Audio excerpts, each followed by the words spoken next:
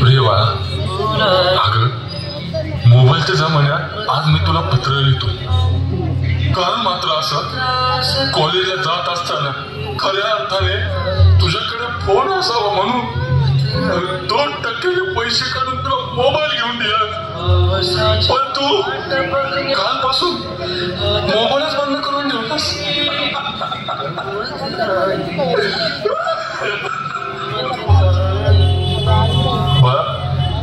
सांग ना, काय चुकी होती या बापाची? सांग ना.